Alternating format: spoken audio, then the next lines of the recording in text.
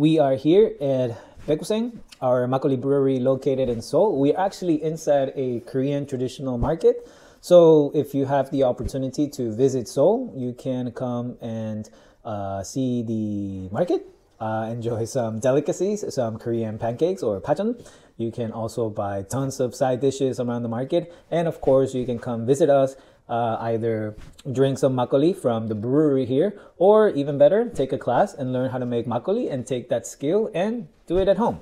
So that being said, today's topic is we're going to be talking about the 5 categories of makgeolli to drink in Korea. And yes, that's right, not all makgeolli is the same.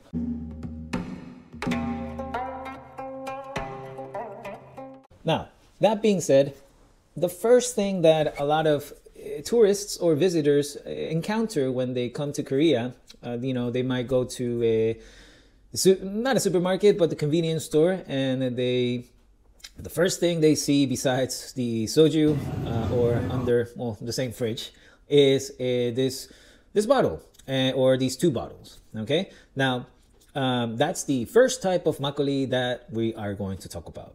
Okay, so number 1.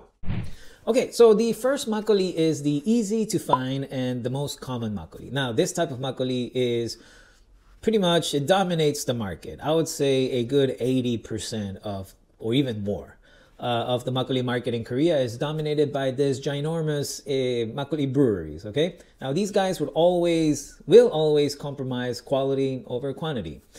When it comes to making makgeolli, as any brewery, small or big, your main purpose is to, get the alcohol level up. Yes! Yes! Yes! Yes! Okay? When it comes to makgeolli, usually that happens within the 20% of alcohol or so. So once they do that, then they start watering it heavily down. And do you guys know what the alcohol percentage of makgeolli is? Okay, so the alcohol percentage of makgeolli is usually in the 6%. You'll also find it in the 5%, but for the most part is 6. So imagine going all the way from 20% to 6. Now that's going to be a lot of water. And at the time when you try it and taste it, it's going to be pretty flat. Emotional damage! So what do these companies do at that point? Then they do what they're known to be best at doing, which is they add sweeteners. Now, what's the number 1 sweetener or the most common found in makgeolli? And that is aspartame. Okay? Now, aspartame, there are papers or research papers saying how aspartame is not really good for us. If you are not familiar with aspartame, then if you've had Diet Coke or Coke Zero, then usually that has aspartame. So yes, makgeolli like this is filled a lot with aspartame and other types of sweeteners. Now, to make things a little bit more interesting and not just completely sweet, then they tend to add citric acid too. And here's the biggest thing that defines also splits, I would say, craft makgeolli or traditional makgeolli and more commercial makgeolli like this, which is that companies like these would never use wild yeast or nuruk, which it's primarily the heart and soul of using makgeolli. So what do they use instead? They use different types of enzymes in order to convert, to break down starch. So, and then afterwards they would add yeast. So it's a very man-made type of alcohol. So that being said, because the way it's made, it's priced very cheaply. It's about a little bit over $1. Are you Michael Scott? So Michael what? How crazy is that? It makes me sad sometimes. Yep. Okay, so that's why, yes. And that's the most common type of makgeolli that you'll find. Now, this makgeolli doesn't matter if you go to Busan, Gwangju, Gyeongju, Jeju Island, If you usually find makgeolli that's priced in between 4,000 won in a restaurant or anything less than 10,000 won, and at the alcohol level of 6%, then you are drinking aspartame type of makgeolli. Okay? Another quick fact is that when it comes to making more traditional makgeolli and traditional recipes, we tend to steam rice. and go through a little bit more laborious process. But companies like these would skip that part for the most part, and they would actually just grind the rice into rice flour and then add water, add enzymes, add yeast, and voila, that's how it's done. Okay, so that's the type of makgeolli that it dominates the market. If you go eat pajeon in Korea, or if you go to the market and try to find makgeolli or eat pajeon again, then that's what they're gonna give you. So enjoy the hangovers. Yes, I forgot. And because of those sweeteners, it gives you the bad hangovers. Okay, I don't know if you guys have heard, but sometimes people say, "Oh, I don't like makgeolli. It gives me terrible hangovers." That's true if you drink that type of makgeolli only. So, yes. The next makgeolli that we're going to talk about is pasteurized makgeolli. Now, this type of makgeolli is mostly common. Well, I was going to say mostly common overseas, but actually it's common here in Korea. If you go again to the supermarket or convenience store, then you'll find this white bottle. Usually it's going to be wolme makgeolli. And this makgeolli is, again, pasteurized. Now, why do they pasteurize makgeolli? Well, it has a longer shelf life. Okay, so wolme would have about a year. Okay, so pretty crazy. Now, once you pasteurize makgeolli, it usually tends to thin it out, and it gets very flat at the same time. And when you drink it, it's pretty much has no character, no flavor. So to overcompensate that, then they add sweeteners. Again, aspartame, pick your favorite. Or what they would do is they will also add crazy flavors, like all the banana stuff, or yeah, you know, again, this is the type of makgeolli that mostly you'll find everywhere, being in other Asian countries such as Singapore, Thailand, Malaysia, or in the States, America, Canada. Mostly everything that you see in a can too is pasteurized. But again, in Korea, we drink makgeolli, or makgeolli is also known to have lots of probiotics, amino acids, a lot of health benefits for our gut. But I would say once you pasteurize things, then, you know, probably you won't get all those benefits, right? So again, pasteurized makgeolli is big outside of Korea. Again, and outside of Korea because it has a long shelf life. It holds better within hotter temperatures, I would say too. But it doesn't give a good first impression for people who try makgeolli. To be completely transparent, if I was never in Korea and I tried pasteurized makgeolli overseas, I would be like, I don't like it, not a big fan. It's not until they come to Korea and they get to try really good makgeolli, or even better, traditional makgeolli, and then their opinions change completely. Yes, pasteurized makgeolli. Do me a favor, if you come visit Korea, don't drink that. There's plenty of hundreds of great makgeolli. Okay, so the next category of makgeolli is the no aspartame, but better sweeteners. Okay, so yay! All right, so great. It doesn't have aspartame, but it has sweeteners such as stevia or stevia. I don't know which one it is, stevia or stevia. Okay, it has that, and different types of fructose too, and different types of sweeteners, xylitol. Couple of if it's hard to name them, then probably it's not good for you, right? So, and sometimes they tend to have honey, but again, it's not real honey. It's probably some type of synthetic honey or stuff.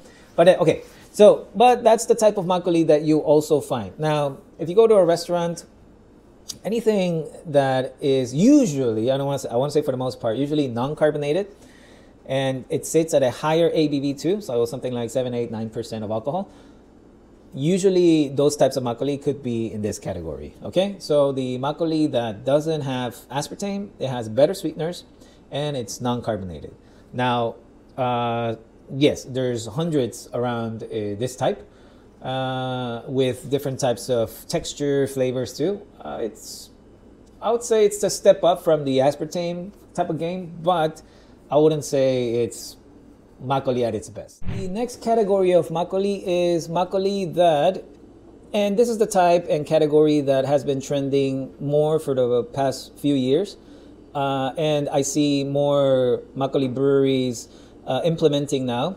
So this type of makgeolli is makgeolli that doesn't have aspartame, doesn't have artificial sweeteners, okay? And it relies solely on the starch, on rice, from the sweetness of the rice.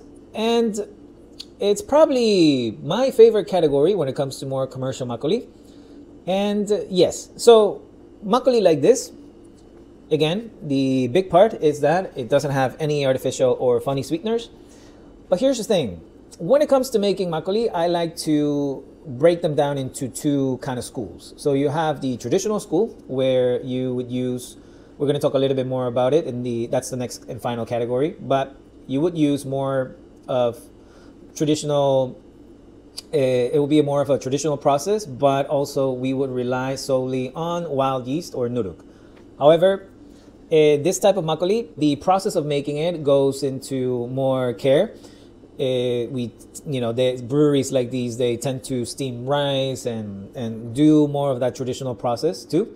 However, because of scaling and things getting, doing big batches, relying solely 100% on traditional and on wild yeast or nuruk is going to be a nightmare. Because you want to have some type of quality control, unless you're making your own nuruk, which a lot of these breweries probably aren't, then that's going to be an issue. So if you want to actually, as a brewer, if you want to sleep soundly, see, they're sleepwalking. Then and you're brewing that big, then you have to use, unfortunately, maybe, I don't want to say unfortunately again, but sometimes many breweries opt to using those enzymes. Now, what happens to it? It just, once you start using these different enzymes in order to break down starch, you would have to also add different types of yeast.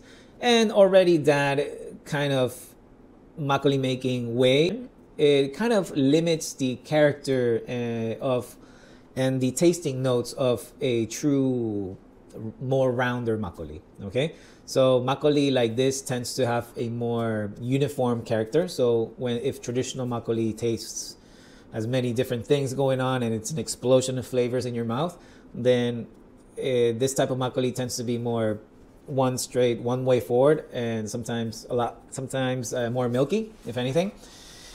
Yes, but that's the type of makgeolli. Now, there's hundreds of makgeollis like these that have extra ingredients such as different types of plants, herbs, flowers, and they're actually quite great. I'm a fan of a few of those.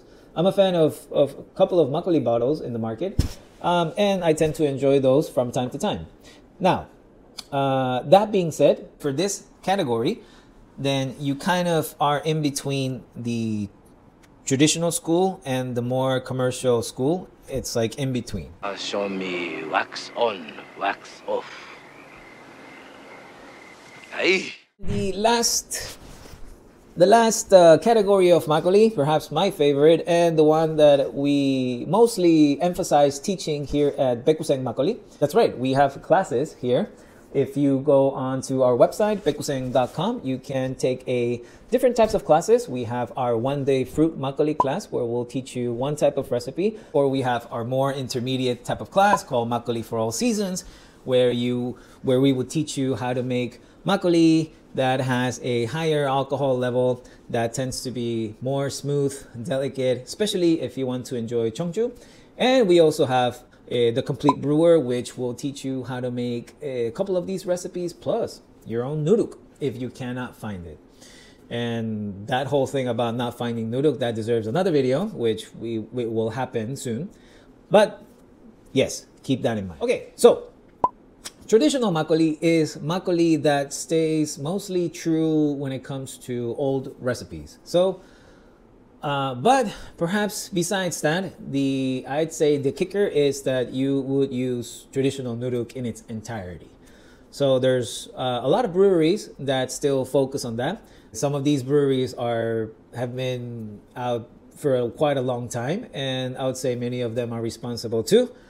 keep the tradition of true craft makgeolli, if anything, right? So, okay, so those are all the categories. Now, if you stuck in this long into this video, great, because I forgot to tell you about the more prices. So again, just to recap, if you're drinking aspartame makgeolli, anything from 10,000, anything less than 10,000 won, I want to say for the most part, and at 6% of alcohol, you're drinking aspartame makgeolli. If you don't like aspartame, then you can drink makgeolli that has no aspartame with better artificial sweeteners, and on average, depends where you go again, anything from 10 to 15,000 won, then that's where that makgeolli sits. Again, alcohol level could be a little bit slighter higher, 7, 8, or 9, or even 6 too. Then the next one is the category of makgeolli with no sweeteners at all, and in that fusion between makgeolli with no sweeteners at all. And for that type of makgeolli, anything I would say from 15 to 25,000 won, then you'll be enjoying that type of makgeolli, And for the last category, usually I would say for traditional makgeolli, anything in between 25 to 35 or so, sometimes a little bit less, then you'll find more traditional makgeolli. Also, keep in mind that when it comes to any type of makgeolli in each category too, when it tends to have a higher ABV, it tends to be a little bit more expensive. And usually when it comes to more traditional makgeolli, you'll find them mostly from 10% and up. So 10, 12, 14 or so. All right, guys, hopefully that was helpful. I hope that if you are a makgeolli fan already overseas, and you are traveling to Korea, then I hope that this video helps you really kind of categorize each type of makgeolli. And again, the most important thing is that not all makgeolli again is the same, and you get hundreds in each category. There are hundreds in each category that we just talked about. So if you want more information about what we like, or what types of makgeolli we like, or the makgeollis that we recommend, then you can go on our website and download a small PDF file. I'll try to keep it as updated as possible, but you can enjoy those. Or if you have the chance to come to Baekosen Makgeolli, our bar is open in Seoul on Thursday, Fridays, and Saturdays from 7 p.m. to 11 p.m. Okay? Thanks again, and peace out.